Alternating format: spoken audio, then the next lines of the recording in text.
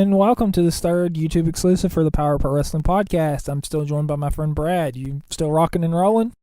Bada bing, bada boom, flyest guy in the room.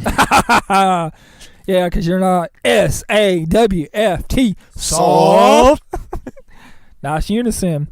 So, basically, right before we started recording this podcast, we found out that a Mexican wrestler, Hilo Del Perro Aguayo, hopefully I got his name right because I don't want to be disrespectful to him. I doubt it. Passed away during a match in, I believe, Mexico, if I get my facts correctly, and it was at the hands of Rey Mysterio, or Rey Mysterio Jr., however you want to call him, and he was dropped toe-hold into the rope, and that apparently crushed his windpipe or trachea, and that eventually went on to kill him.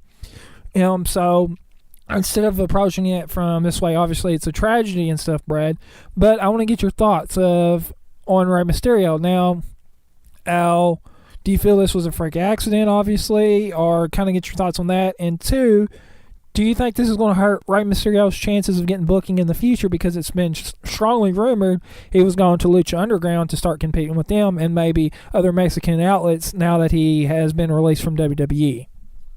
Definitely a freak accident.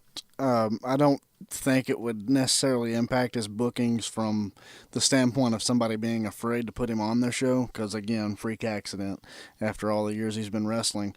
I think what you have to look at is how is that mentally going to impact him as a person and whether he wants to keep working. Yeah, and I mean, I can agree with your reasoning about it being a freak accident and stuff like that, and then that maybe people wouldn't be hesitant to book them.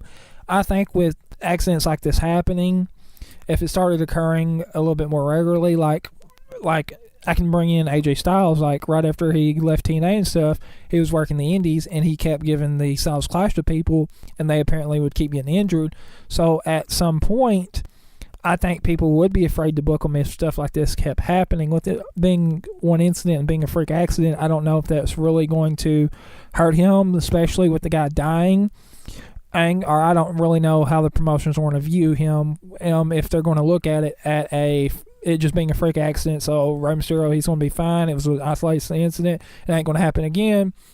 But once again, I do feel if it's a regular occurrence and stuff bad keeps happening from Rey Mysterio, that could potentially hurt his chances of getting booked in Lucha Underground or just on other places wrestling, maybe in Mexico or wherever he may want to wrestle. So you have any other thoughts you want to share, Brad? Or I still just think the bigger thing to think about is how it's mentally going to impact him, because you have to think, he's in there with a guy and he executes a move and it ultimately kills him. So think about how you would feel if you were involved in something that caused somebody to lose their life. So if anything stops him, I think it's going to be Ray himself. Yeah, and I mean, that is a valid point that I could see just from the psychological standpoint of maybe, am I going to be safe in the ring? Or, I mean, I've killed this guy. I mean, do I still want to do this? Stuff like that. So I do agree that maybe the psychological aspects can play a big factor into whether or not he does want to continue wrestling or not in just his future bookings.